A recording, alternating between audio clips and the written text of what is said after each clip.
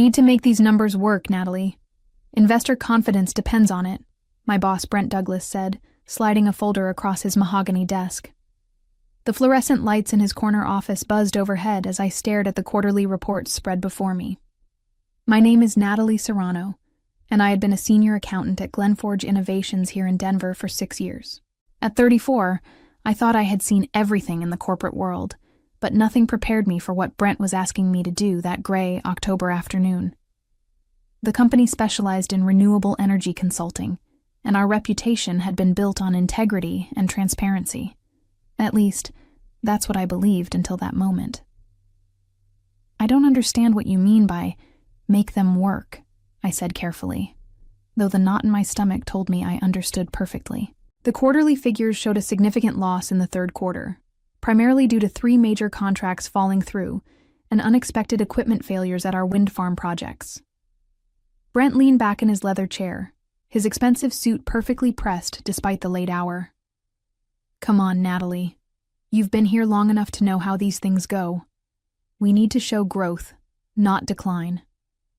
Our investors are expecting a 15% increase, and these numbers...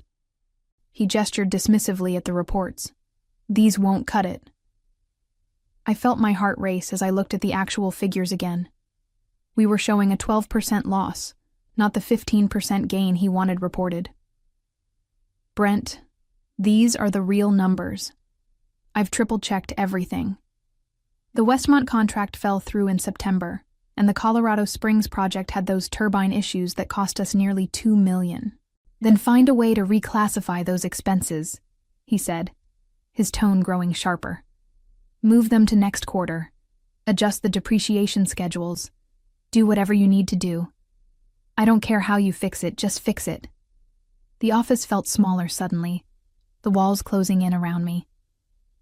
Outside his window, I could see the Rocky Mountains in the distance, their peaks dusted with early snow. Those mountains had always reminded me why I loved working in Denver, but now they seemed like silent witnesses to what felt like a betrayal of everything I stood for. I can't do that, I said quietly, my voice steadier than I felt. That would be fraudulent reporting. I could lose my license. Brent's expression darkened, and I saw something in his eyes that made my blood run cold. It wasn't surprise or disappointment. It was anger that I had dared to question him. That look told me this conversation was far from over. The tension in Brent's office was suffocating as he stared at me with barely concealed fury. I had worked for him for 3 years since he became the chief financial officer, and I thought I knew him well. He had always been demanding and results-oriented, but I had never seen this calculating coldness before. Natalie, I think you're misunderstanding the situation here, he said, his voice taking on a patronizing tone that made my skin crawl. This isn't about fraud. This is about presenting our financial position in the most favorable light possible. It's what every company does. I shifted in my chair, feeling the weight of 6 years at Glenforge Innovations pressing down on me. I had started here as a junior accountant fresh out of graduate school, working my way up through dedication and long hours. I had genuinely believed in the company's mission of advancing renewable energy solutions. The irony wasn't lost on me that the company promoting clean energy was asking me to dirty their books. But these adjustments you're suggesting would misrepresent our actual financial position, I insisted. Moving expenses between quarters, manipulating depreciation schedules, that's not presenting things favorably, that's falsifying records. Brent stood up and walked to his window, looking out at the Denver skyline. The late afternoon sun cast long shadows across his office, and I noticed how the light seemed to avoid his face. You know, Natalie, I've been watching your work for a while now. You're technically competent, I'll give you that, but you lack the vision to see the bigger picture. The bigger picture? I asked, though I wasn't sure I wanted to hear his answer. He turned back to me, his smile sharp and cold. The bigger picture is that Glenforge Innovations is on the verge of securing a $100 million investment from Peterson Capital. That investment will allow us to expand our operations, hire more people, and make a real impact on renewable energy adoption. But if we show a loss this quarter, Peterson walks away. I felt my mouth go dry. Peterson Capital was one of the largest green energy investment firms in the country. A partnership with them would indeed transform Glenforge Innovations, but not at the cost of financial fraud. That doesn't justify falsifying our reports, I said, though my voice sounded smaller than I intended. Brent's smile widened, but there was no warmth in it. Think about it over the weekend, Natalie. Think about what's more important, your rigid interpretation of accounting principles, or the future of clean energy. We'll talk again on Monday. As I left his office, I couldn't shake the feeling that I was walking into a trap. That weekend was the longest of my life. I sat in my apartment in the Highlands neighborhood, staring out at the city lights and wrestling with what Brent had asked me to do. My cat Phoenix seemed to sense my distress and stayed close, purring softly as I tried to make sense of the situation. I kept thinking about my father, Miguel, who had immigrated from Mexico with nothing but a fierce work ethic and an unwavering belief in doing the right thing. He had worked construction for 30 years, sending me to college with money earned through back-breaking labor and absolute honesty. Mija, he used to tell me, your reputation is the only thing no one can take from you unless you give it away. On Sunday evening, I made my decision. I would not falsify the reports, no matter what Brent threatened. But something in his demeanor on Friday had made me uneasy, so I decided to protect myself. I drove back to the office building, using my access card to enter after hours. The building was eerily quiet as I made my way to my cubicle on the 14th floor. For the next 3 hours, I methodically copied every document I could access related to our quarterly financials. Emails, spreadsheets, internal memos, budget projections. Everything. I encrypted the files and stored them on multiple external drives, then uploaded copies to a secure cloud storage account I created specifically for this purpose. Call it insurance, call it paranoia, but my instincts told me I would need proof of the company's actual financial position if things went badly. Monday morning arrived with a gray Denver sky that matched my mood. I dressed carefully in my navy blue suit, professional armor for what I suspected would be a battle. As I walked into the building, I noticed Brent's Porsche was already in the executive parking garage. He was clearly eager for our conversation. I had barely settled at my desk when his assistant, Victoria, appeared beside my cubicle. "Mr. Douglas wants to see you immediately," she said, her usually friendly demeanor replaced by cold professionalism. The way she said it, without her usual smile or small talk, told me that word of Friday's conversation had spread. As I walked toward Brent's office, I felt my colleagues' eyes on me. Some looked curious, others sympathetic, but most seemed eager to avoid being associated with whatever was happening. I had worked with these people for years, shared coffee breaks and celebrated promotions together, but now I felt completely alone. Brent's door was open, and I could see him sitting behind his desk with what looked like a prepared folder in front of him. His expression was calm, almost serene, which somehow made the situation feel more ominous than if he had been obviously angry. "Come in, Natalie," he said, his voice carrying an odd formality. "Close the door behind you. We have some things to discuss." I closed the door and took the chair across from Brent's desk, the same chair where I had sat on Friday when this nightmare began. The folder in front of him was labeled with my name, and I could see what looked like official letterhead beneath the cover. "I hope you used the weekend to reconsider our conversation," Brent said, folding his hands on his desk. His tone was casual, but there was steel underneath it. "Have you thought about what I asked you to do?" "I have," I replied, trying to keep my voice steady. "And I can't do what you're asking. I won't falsify financial reports, Brent. There has to be another way to handle the Peterson Capital situation." His expression didn't change, but something flickered behind his eyes. "I see. Well, that's unfortunate, but not entirely unexpected." He opened the folder and slid a document across the desk to me. "In that case, I'm afraid we need to discuss your future here at Glenforge Innovations." My heart sank as I looked at the document. It was a termination letter, already prepared and dated for today. The reason given was performance issues and failure to adapt to evolving business requirements. I felt a surge of anger at the vague language designed to protect the company from any wrongful termination claims. Performance issues? I said, unable to keep the indignation out of my voice. Brent, you know my performance has been exemplary. I've never had a negative review. That was before you demonstrated an inability to work collaboratively with management, he said smoothly. Your refusal to work with me on this project shows a concerning lack of team spirit. I stared at him, finally seeing him clearly for what he was. This wasn't about performance or team spirit. This was about eliminating anyone who might stand in the way of his fraudulent scheme. You're firing me because I won't commit fraud for you. Brent leaned back in his chair, his composure never wavering. I'm firing you because you're too naive for the real business world. Maybe accounting isn't for you, Natalie. Perhaps you should consider a career in education or nonprofit work, where your rigid moral standards might be more appreciated. The condescension in his voice was overwhelming, but it also crystallized something inside me. I wasn't just being fired. I was being dismissed as irrelevant, naive, and incompetent. After 6 years of dedicated service, he was treating me like a child who didn't understand how the adult world worked. I'll need you to clean out your desk and return your access card by the end of the day, he continued, consulting his watch as if my termination was just another appointment in his busy schedule. Victoria will escort you to your workspace and observe while you pack your personal items. I signed the termination papers because I had no choice, but as I wrote my name, I felt something shift inside me. Brent thought he was getting rid of a problem, but he had no idea what he had just unleashed.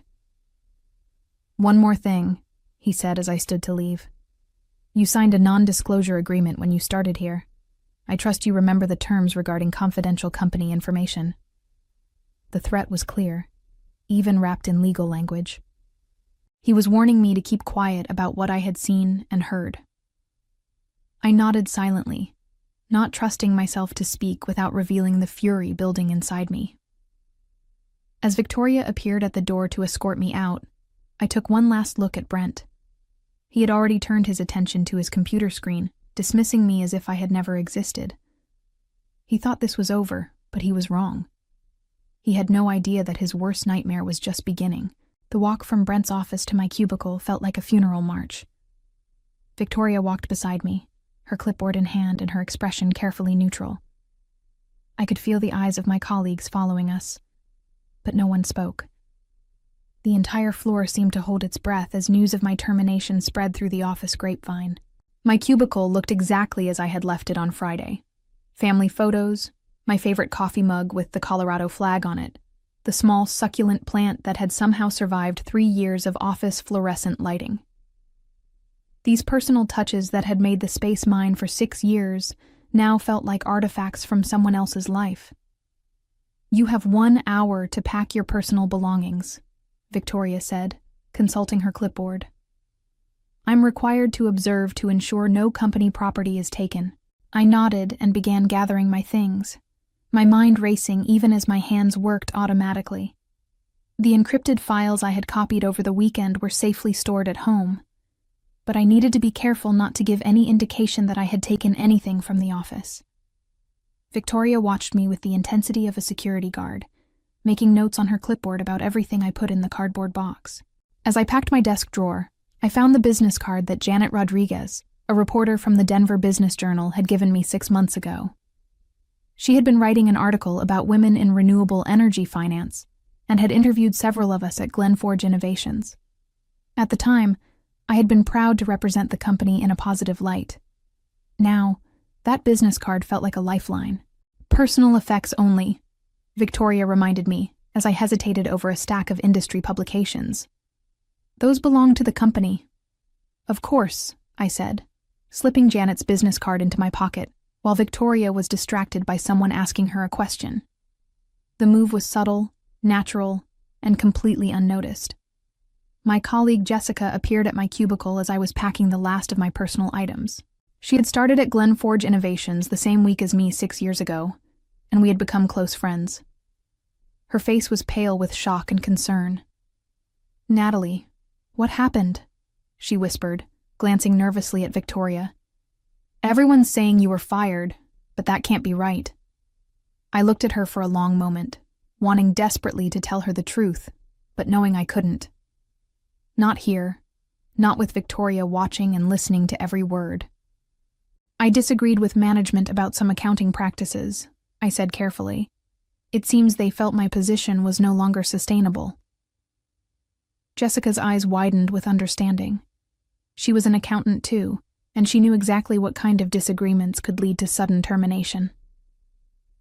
I'm so sorry, she said quietly.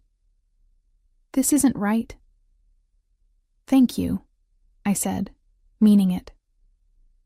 It was comforting to know that at least one person saw through the company's narrative about performance issues. As I carried my box toward the elevator, I passed the conference room where the quarterly review meeting was scheduled for Thursday. Through the glass walls, I could see the presentation materials already set up, ready for Brent to present his falsified numbers to the board and potential investors. The sight made my stomach turn, but it also strengthened my resolve. By the time I reached the parking garage, I had made my decision. Brent thought he had silenced me with threats about non-disclosure agreements and professional reputation. He thought I would slink away quietly, grateful to avoid a public scandal. But he had underestimated me completely. As I drove home through the Denver traffic, I was already planning my next move. That evening, I sat in my apartment with the encrypted files spread across my laptop screen and Janet Rodriguez's business card in my hand. The weight of what I was about to do settled on my shoulders like a heavy blanket, but I knew there was no turning back. Brent had made his choice when he decided to fire me rather than abandon his fraudulent scheme. Now I would make mine. I called Janet's number, and she answered on the second ring. Denver Business Journal, Janet Rodriguez speaking. Hi, Janet. This is Natalie Serrano. We met about 6 months ago when you interviewed me for your article about women in renewable energy finance. Of course I remember you, Janet said, her voice warming with recognition. You work at Glenforge Innovations. How are you? Actually, I worked at Glenforge Innovations. I was terminated today. I took a deep breath. Janet, I have a story that I think you should hear. It involves financial fraud, investor deception, and a company that's about to betray everything it claims to stand for. There was a pause on the other end of the line. Those are serious allegations, Natalie. Are you sure you want to go on the record with something like this? I'm sure, I said, surprised by the steadiness in my own voice. But I need to know that you'll investigate this thoroughly. I have documentation, but I want to make sure this story is bulletproof before it goes public. Janet's journalist instincts kicked in immediately. Can you meet me tomorrow morning? There's a coffee shop called Highlands Coffee on 32nd Avenue. I can be there at 8 a.m. I'll be there, I said. And Janet, bring a photographer. I have a feeling this is going to be bigger than just one company's financial irregularities. After hanging up with Janet, I spent the rest of the evening organizing my evidence. The encrypted files contained everything Brent thought he had hidden. The real quarterly numbers, his emails discussing the need to massage the data, and most damning of all, a recorded voicemail he had left for his assistant discussing the Peterson Capital meeting and how the adjusted numbers would guarantee the investment. But as I reviewed the evidence, I realized that going to the press wasn't enough. Financial fraud was a federal crime, and if Brent was willing to fire me to hide his activities, he would probably try to destroy evidence and intimidate other employees once my story went public. I needed to involve law enforcement before he had a chance to cover his tracks. I researched the Securities and Exchange Commission's whistleblower program and found their online reporting portal. The process was more straightforward than I had expected, but the weight of what I was doing made my hands shake as I typed my report. This wasn't just about revenge or justice. I was potentially destroying careers, ending relationships, and exposing criminal activity that could send people to prison. But then I thought about the Peterson Capital investors, who would make decisions based on false information. I thought about the employees who might lose their jobs when the fraud eventually came to light anyway. I thought about my father's words about reputation and integrity. By midnight, I had submitted a detailed report to the SEC, complete with all the documentation I had gathered. The automated response told me that an investigator would review my submission and contact me within 72 hours. I fell asleep that night with my laptop still open, the screen glowing in the darkness like a beacon of hope. Brent thought Monday's confrontation had ended with his victory. He had no idea that it was just the beginning of his downfall. Tuesday morning arrived with the kind of crisp October air that made Denver feel alive with possibility. I met Janet Rodriguez at Highlands Coffee exactly at 8 a.m., carrying a folder that would change everything. The coffee shop was busy with the morning rush, but Janet had secured a corner table where we could talk privately. "Before we start," Janet said, setting up her digital recorder, "I want you to know that I've already done some preliminary research on Glenforge Innovations. There have been rumors in the industry about aggressive accounting practices, but nothing concrete enough to report." I slid the folder across the table to her. "Here's your concrete evidence." For the next 2 hours, I walked Janet through every document, every email, every piece of evidence that showed Brent's fraudulent scheme. Her expression grew more serious with each revelation, and I could see the journalist in her calculating the scope and impact of the story. "This is incredible," she said finally, looking up from the documents. "Natalie, you realize this could bring down the entire company? And probably several careers along with it?" "I realize that," I said quietly. "But what's the alternative? Let them defraud investors and continue operating on false pretenses? How many more people will get hurt if this continues?" Janet nodded, her respect for me evident in her expression. "You're right, of course. This story needs to be told." She paused, studying my face. "But I have to ask, are you prepared for the backlash?